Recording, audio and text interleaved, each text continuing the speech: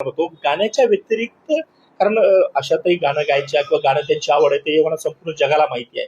मात्र त्यांच्या इतर ज्या काही आवडीनिवडी होत्या त्या फार कमी लोकांना माहित होत्या आणि त्यापैकी तुम्ही एक आहात. कारण तुम्ही अनेक वर्ष त्यांच्यासोबत राहिला.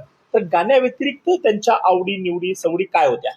गाण्याव्यतिरिक्त त्यांना खाणं या गोष्टीत रस होता आणि खाणं नुसतं खाण्यात नाही, खाणं करण्यात. बरं. आणि त्यांच्या जवळचे जे लोक असतील कोणी किंवा त्यांना जे जवळचे वाटतील त्यांना त्या खाणं करून घालायच्या. ओके. माझ्या त्यांच्या पहिल्या खाण्याची गप्पा ज्या झाल्या त्याच्यामध्ये त्यांनी मला विचारलं शाकाहारी का मांसाहारी. बरं. म्हटलं शाकाहारी. तर मग त्या म्हणलं मग मी काय साधं वरण भात सुद्धा उत्तम करू शकते असं म्हणून त्यांनी साधं वरण भात करून मला खिलवलेला होता. ओके. स्वतःच्या घरात पण खिलवला आणि माझ्या घरात येऊन साधं वरण भात केला त्यांनी. अच्छा.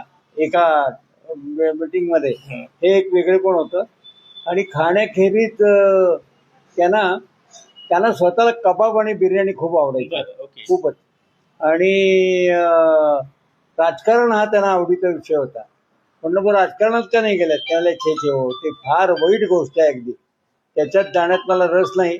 पण राजकीय लोक त्यांचं बोलणं त्यांचं वागणं याच्याकडे माझं लक्ष असतं. ओके. कारण ते आपल्या सगळ्यांपेक्षा जास्त हुशारीने बोलत असतात. ओके. ओके. ते नेमके कसे बोलतात हे मी बघून ठेवते म्हणजे आपल्याला अशी वेळ आली बोलायची तर बोलता येते.